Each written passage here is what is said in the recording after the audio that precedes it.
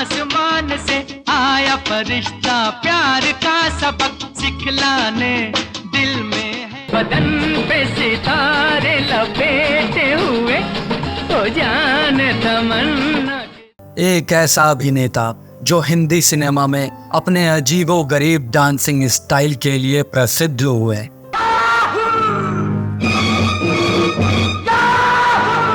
चाहे कोई मुझे जंगली कहे।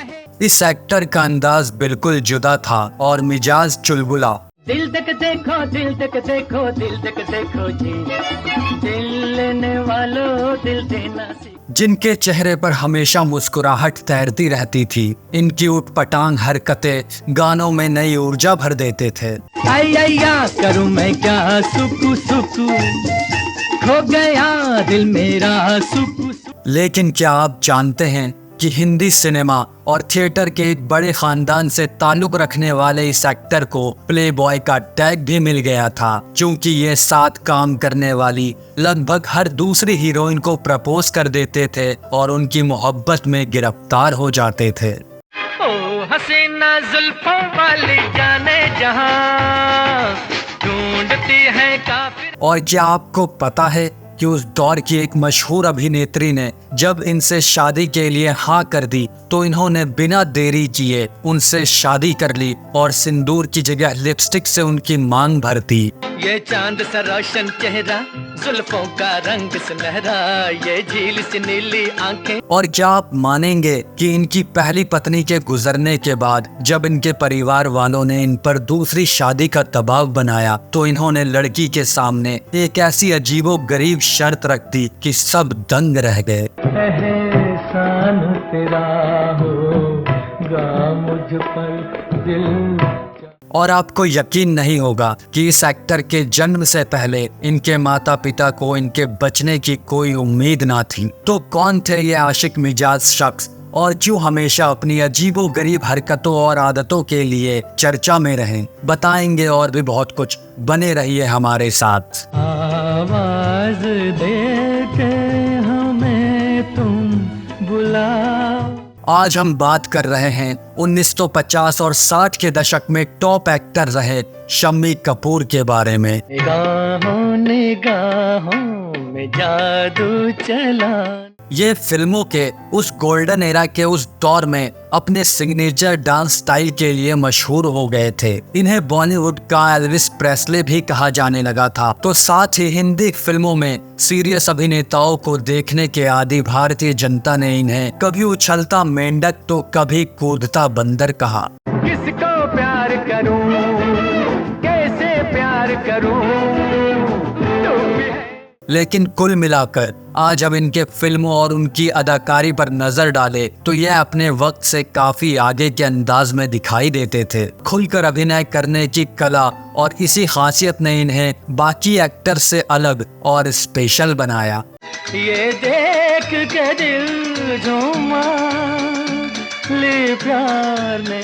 शम्मी कपूर का जन्म 21 अक्टूबर 1931 को मुंबई में हुआ था। यह किसी साधारण परिवार में नहीं बल्कि बॉलीवुड की फर्स्ट फैमिली माने जाने वाली कपूर खानदान में पैदा हुए थे। यानी मुंह में चांदी का चम्मच लिए महान फिल्म अभिनेता और थिएटर कलाकार पृथ्वीराज कपूर इनके पिता थे। शम्मी कपूर के जन्म के समय उनके पिता पृथ्वीराज कपूर को डर था। उनके डर का कारण था जब शम्मी अपनी मां के पेट में थे तो राज कपूर से छोटे 2 भाइयों का एक सप्ताह के अंदर निधन हो गया था। ऐसे में शम्मी कपूर जब पैदा होने वाले थे तो उनके मन में बच्चे को लेकर काफी डर था। इसीलिए उनकी डिलीवरी को लेकर घर में बहुत बेचैनी का माहौल था और बहुत सावधानी बरती गई। बताया जाता है कि वे अपने परिवार के अकेले बच्चे थे जिनका जन्म अस्पताल में हुआ। पैदा होने के बाद उनका राजकुमारों सा ख्याल रखा गया। हालांकि इस बात में कोई दो राय नहीं कि शम्मी साहब दिखते भी किसी राजकुमार जैसे ही थे।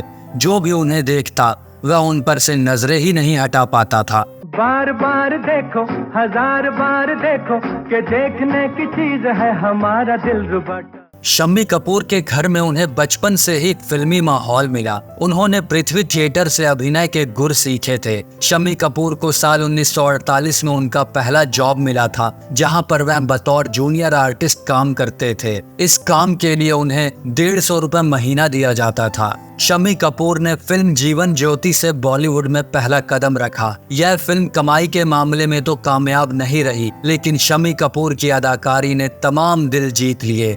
दिल के झरोके में तुझको बिठा कर, यादों को तेरी मैं दुल्हन बना कर। इसके बाद उनकी कई फिल्में बॉक्स ऑफिस पर ढेर हुई, लेकिन उन्होंने हार नहीं मानी और एक दिन ऐसा भी आया जब जमाने ने तुम सा नहीं देखा कह दिया।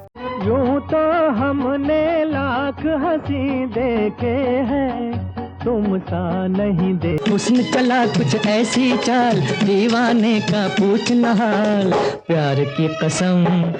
दरअसल शम्मी कपूर को फिल्म तुम सा नहीं देखा से ऐसी कामयाबी मिली कि उनकी इमेज स्टाइलिश प्लेबॉय की बन गई। इसके बाद उन्होंने कभी पीछे मुड़कर नहीं देखा। आजा आजा मैं हूँ प्यार तेरा, अल्लाह। शम्मी कपूर की पहली कलर फिल्म जंगली थी।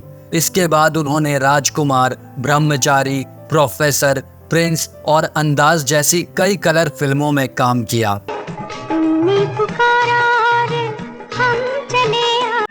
गोरे गोरे गाल गाल पे उलझे उलझे बाल, हो तेरा क्या कहना। मोहम्मद रफ़ी का उनकी जिंदगी में बड़ा रोल था। शम्मी कपूर खुद मानते थे कि बिना रफ़ी साहब के वो कुछ नहीं थे। रफ़ी साहब शम्मी के गानों को गाते समय ध्यान रखते थे कि वे कैसे कैसे एक्सप्रेशन दिया करते हैं। शम्मी कपूर की एक आदत थी कि वे अपने हर गाने की रिकॉर्डिंग में मौजूद भी हुआ करते थे। हमने तो प्यार में ऐसा काम कर लिया, प्यार की राह में। अपनी अदाकारी के साथ साथ शम्मी कपूर ने अपनी निजी जिंदगी की वजह से भी तमाम सुर्खियां बटोरी। दरअसल उनकी जिंदगी में इश्क का फूल सबसे पहले मशहूर अदाकारा मुमताज ने खिलाया था, जो उनसे करीब 20 साल छोटी थी। जब मुमताज महज 18 साल की थी, उस वक्त ही शम्मी कपूर ने उन्हें शादी के लिए प्रपोज कर दिया। मुमताज भी शम्मी से बेइंतहा मोहब्बत करती थी, लेकिन उनकी शर्त मानने के लिए तैयार नहीं हुई।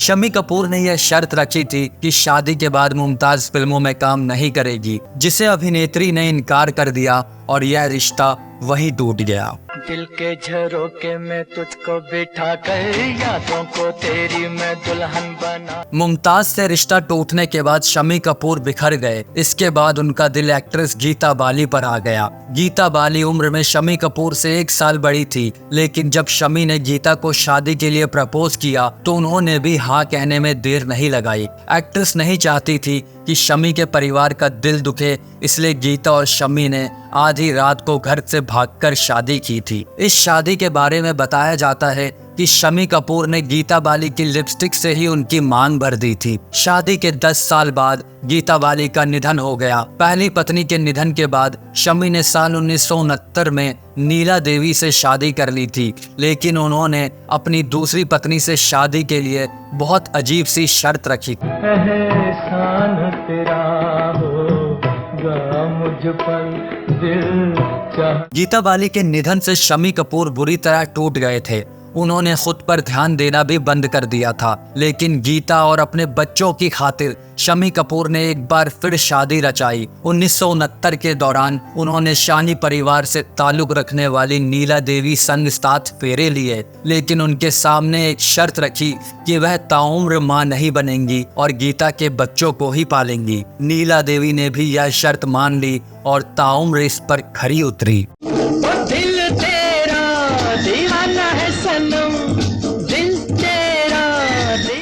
शम्मी कपूर ने अपने 5 दशक के लंबे करियर में लगभग 200 फिल्मों में काम किया। बॉलीवुड को लेकर हमेशा से ही एक ऐसी धारणा रही है कि इंडस्ट्री में स्टार किड्स को ज्यादा प्रेफरेंस दी जाती है और उन्हें आसानी से काम मिल जाता है। हो सकता है कि कई बार यह सही भी होता हो, मगर इस बात को नहीं झुटलाया जा सकता कि इंडस्ट्री में बने रहने के लिए एक एक्टर को अपने टैलेंट और हार्ड वर्क पर निर्भर रहना पड़ता है। बॉलीवुड एक्टर शम्मी कपूर भले ही स्टार किड थे, मगर उन्हें फिल्म इंडस्ट्री में अपना नाम कमाने के लिए काफी संघर्ष करना पड़ा था।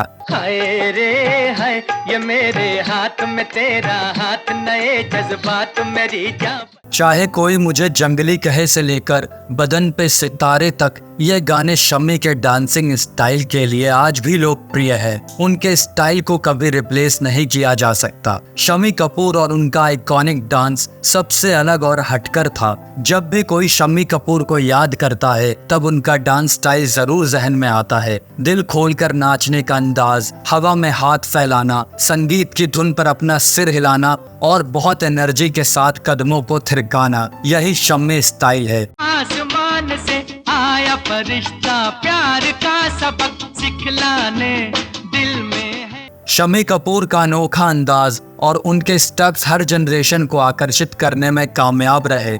भले ही आज वो हमारे बीच ना हो, लेकिन उनके गाने और उनका स्टाइल आज भी लोगों के बीच लोकप्रिय है और यही बात है जो उन्हें अमर बनाती है। बदन पे सितारे लपेटे हुए, ओ जाने तमन्ना।